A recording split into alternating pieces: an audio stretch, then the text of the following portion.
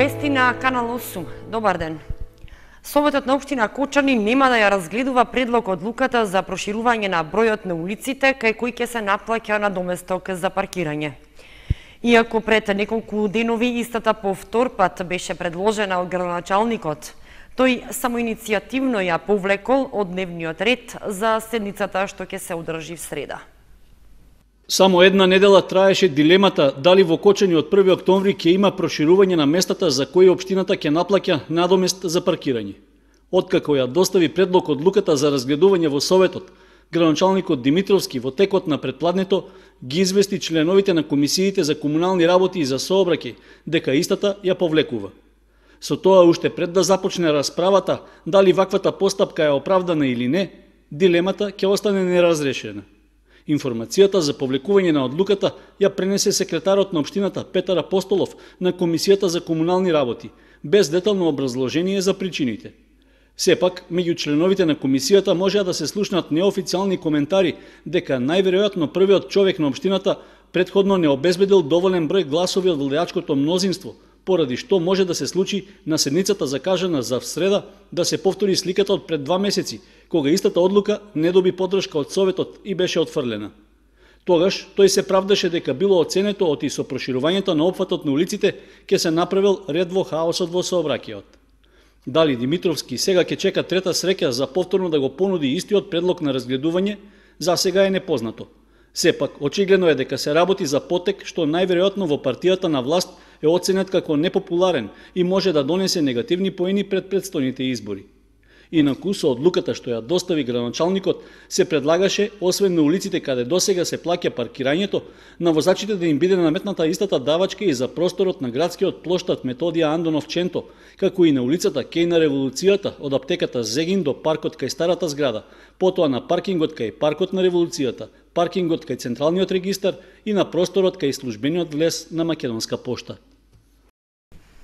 Геотермалната вода од изворите кај Стибања во текот на летниот период неискористената истекува во реката Брегалница. Оправдани се реакциите на граѓаните дека природниот ресурс пропаѓа, посебно што досега имаше и инвестиции во близина на нејзино искористување за здравствено-рекреативни потреби. Од 4 извори на геотермална вода кај селото Истибања, кои се со капацитет од околу 100 литри во секунда, во текот на летото ниту еден не се користи за намената за која е издадена концесијата. Водата со температура од околу 70 степени Целзиусови преку постојните испусти слободно истекува во реката Брегалница, со оглед што во овој период од годината не е потребна за загревање на оранжерискиот комплекс. Граѓаните со право реагираат, оти природниот ресурс се троши бескорисно, наместо да се дозволи искористување и за други потреби, пред се бајнско-рекреативни. Потенцијали за тоа има, постојат и изградени објекти со базени, како што се оние во комплексот Шагал, лоциран на патот Кочани-Виница. Неговиот собственик јавно прашува зошто благодетот од геотермалната вода, како заедничко богатство, не можат да ја користат сите граѓани кои се заинтересирани за тоа. Водата која тече у реката Брегалница сега моментално, кажав да се повтораме 50 литри во секунда, 70 степени топла, и никој не го интересира. Денеска имаше инспекција од Скопје, која кажа дека тоа не е надлежна за тоа што тече у реката водата, него таа е сам надлежна дека дали имат концесија или немат концесија. Јас имам инвестиција од 1 милион евра и оваа банда требаше да ми даде вода, овие криминалци, се беше договорено, пред луѓе обеќано се, не ќе да подпишат договор и мафијашите не сакаат да ми дадат вода, мислат дека ќе сакат да ми уништат, уствари да ми го купат хотело за никакви пари. Комплексот од базени на Ангелов во моментот стои неискористен, бидејќи нема топла вода, како што претходно било планирано и договорено. Тој вели дека дури и во зима, во текот на грејната сезона, геотермалната вода нерационално се искористува, поради што барал преиспитување на договорот за концесија што државата го склучила со сегашниот корисник. Никој не презима ништо, водата ја пуштат во реката Брегалница, од другата страна, поточно кај Пролетер, во оризите. И во зимно време може да видите поплава и чуре. А народо нема, таа вода е благодет за термални бањи да се направат, да луѓето се лечат, не додат у Бугарија, не додат у Сандански, у Банско, Струмица и така натаму. Значи, овој народ треба да се свесте, да каже, да се погледне огледало и самиот да каже со кого си има работа оваа банда криминална. И на Куцев-ководот за топла вода од изворите кај Истибања во текот на минатогодишните поплави беше тешко оштетен и дел од носачите се искорнати од своите темели. До сега немало никаков зафат за санација, со оглед што протокот на вода не е прекинат. Сепак, евентуалното повторување на стихијата би можело целосно да го однесе цевководот што поминува во непосредна близина на реката Брегалница. 5 малолетни лица од Кочани на возраст од 13 до 17 години се осомничени за сторени кривични дела кражби на подрачјето на општина Виница. За 2 месеци во 4 кражби пријавените заработиле над 3000 евра. Полицијата од Виница поднесе пријава до јавното обвинителство во Кочани против 5 малолетни лица на возраст од 13 до 17 години поради постојање основи на сомнение дека сториле 4 кривични дела кражба, од кои 2 се тешка кражба. Пријавените лица во периодот од 26 јули до 12 август на подрачјето на општина Виница одзеле еден велосипед, а од незаклучено возило украле ташна во која имало 69.500 денари, 250 евра, кутија со монети од вкупно 3.300 денари и платежни картички. Малолетниците со употреба на сила и алат насилно отвориле врата од куќа, од каде одзеле радио, таблет марка Samsung Galaxy, кутија за накид, 2 вредни часовника, бижутерија, гривна Сваровски и лаптоп. Во четвртиот случај, лицата насилно влегле во дрвена барака и одзеле 120 денари. Според полицијата, со делата што ги сториле, лицата се стекнале со противправна имотна корист 182.210 денари. Се гради пешачки мост на река Масалница што ги поврзува селата Главовица и Цера, односно општините Кочани и Македонска Каменица. За изградбата се наменети 1.220.000 денари од буџетот на општина Кочани. Во високиот дел на осоговијата на реката Масалница се градат 2 моста кои што ги поврзуваат селата Главовица и Цера, односно општините Кочани и Македонска Каменица. Мостовите се комбинација од армирано-бетонска и челична конструкција со крилни ѕидови од двете страни на поголемиот мост во должина од 4 метри. Подолгиот мост, чиј што распон е 8 метри, е над реката Масалница, а пократкиот над Суводолица, односно над помал воден тек. Нивната ширина е 2,70 метри. На подолгиот мост е предвиден бетонски прак како заштита од подкопување на столбовите. Мостовите ќе имаат заштитна ограда и преодни рампи, информира Драги Илиевски, раководител на Оделението за уредување на градежното земјиште во општина Кочани. За изградбата на мостовите се наменети 1.220.000 денари, средства обезбедени од буџетот на општина Кочани. Изведувач на работите е Урбан Градба Манолчо Доел од Скопје. Во скоро време двата моста треба да бидат завршени и пуштени во употреба. Храмот Свети Јоаким Осоговски во село Јакимово Виничко на денот посветен на светецот беше главна мета за верниците од Истокот. Заради својата атрактивна местоположба, младите брачни двојки неретко го користат за своите свадбени фотосесии. Почнувајќи со молитва за здравје, завршувајќи со најголемото оро на Истокот.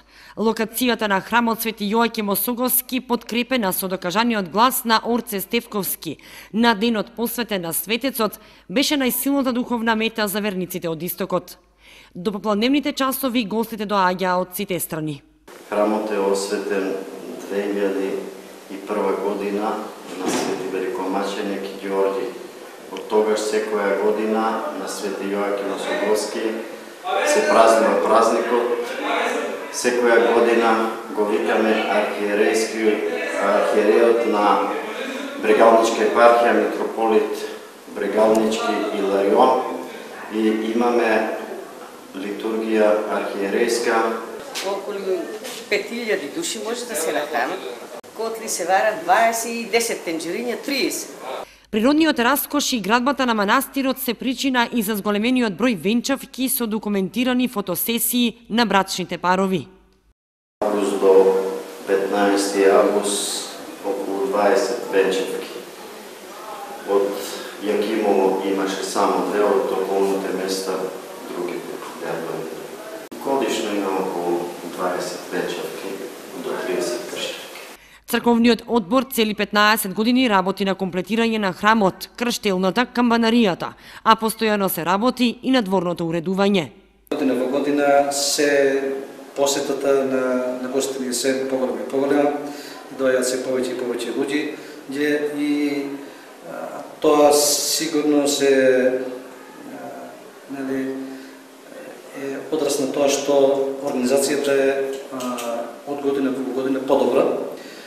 Инако храмот исто така постојано се надоградува. Празникот Свети Јоаким Осоговски не е само слава на манастирот, туку и на цело Јакимово. Селото Свети Јаким го има како свој заштитник и патрон. Молебен за успешна учебна година ќе се одржи во Кочанскиот храм Свети Великомаченик Ѓорги на 31 август, среда, со почеток во 9 часот. Свештениците ги повикуваат сите ученици, студенти и просветни работници да дојдат на заедничка молитва. В среда на 31 август во Кочанскиот храм Свети Великомаченик Ѓорги во Кочани ќе се одржи молебен за успешна учебна година. Свештениците ги покануваат сите ученици, студенти и просветни работници да присуствуваат на настанот и заеднички да упатат молитви за успех во учењето и работата. Традиционално, како и предходните години, така и пред почетокот на ова учебна 2016-2017 во дворот во храмот посветен на Светиот Великомаченик Ѓорги Победоносец во Кочани ќе се отслужи молебен за успешен почеток на новата учебна година. Ја користиме приликата да ги поканеме сите ученици, студенти, професори, наставници, учители, сите просветни работници, како и сите останати верници кои што сакаат да земат активно учество на овој молебен, да дојдат во дворот, како што кажавме, во храмот посветен на Светиот Великомаченик Ѓорги во Кочани на 31 со почеток во 9 часот сите заедно соборно да ги упатиме нашите молитви кон нашиот Господ и Спасител Исус Христос и кон Пресветата Негова мајка Богородица Дева. Со оглед на тоа што минатата година имаше голем број ученици на молебен од Кочанскиот храм и годинава се надеваат на масовно присуство од страна на учениците. На настанот свештениците ги поздравуваат учениците, упатуваат молитви за успешна учебна година, но упатуваат и апел до родителите за зголемување на наталитетот и бројот на деца. На крајот од молебенот на сите ученици ќе им бидат доделени распореди за часови со молитва пред и по учење.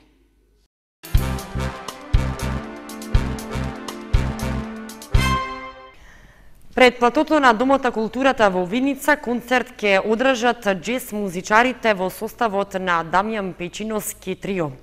Концертот е закажан за во вторник со почеток во 20:30 часот.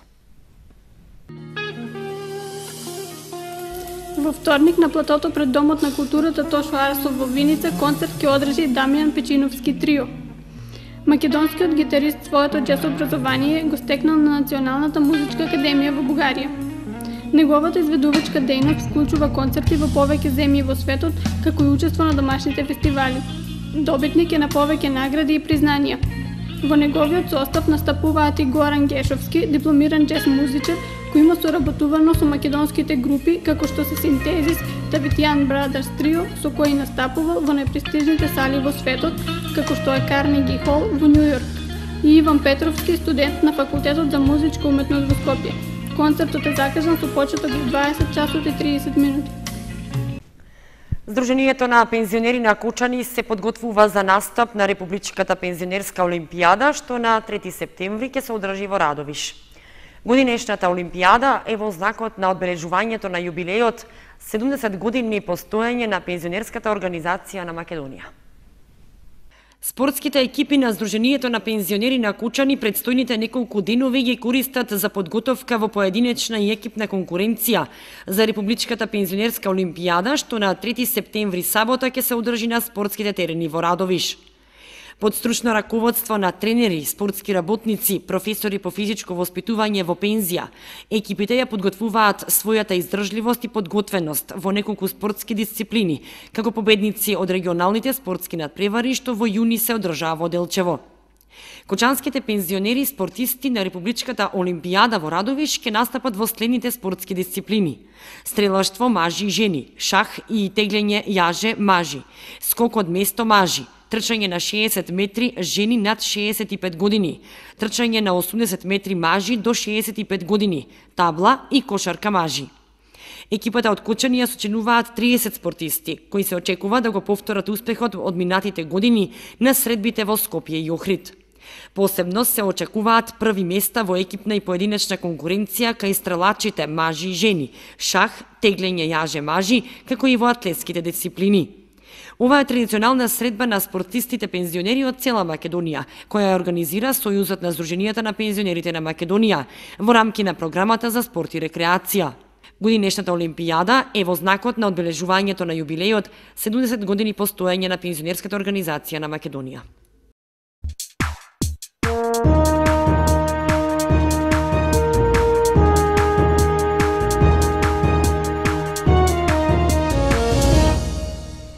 Следува информацијата од спортот.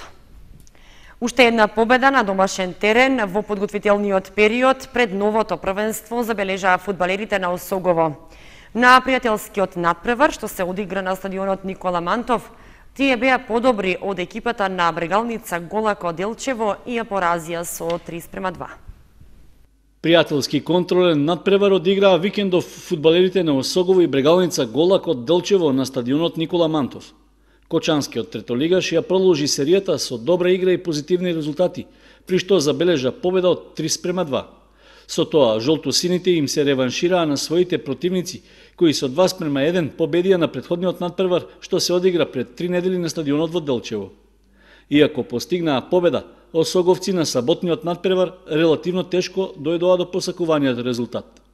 Делчевци први поведоа уште во 5-та минута, поради што домашните фудбалери заиграа конфузно, па им дозволија на гостите во 10-та минута да го зголемат водството на 2:0.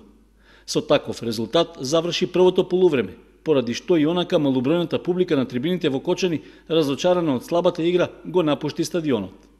Во вториот дел домашните фудбалери ја стабилизираа играта, па уште во 46-та минута со голот на Натков успеа да го намалат водството на делчевци. Нападите кон голот на Брегалница Голак продолжија и во текот на полувремето, па по само 5-6 минути од првиот погодок Тодоров постигна уште еден гол, со што и го донесе израмнувањето на резултатот на својата екипа. И кога присутните на стадионот очекуваа дека надпреварот ќе заврши без победник, жолто-сините на само 2 минути пред крајот постигнаа уште еден погодок. Стрелец на голот беше Коцевски по добрата асистенција на неговиот соиграч Филип Ѓоргиев.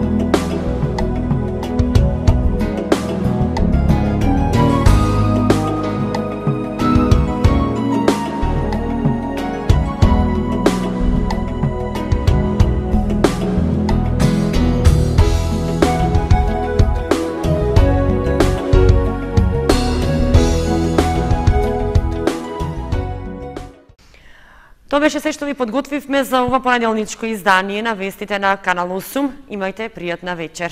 Довидување.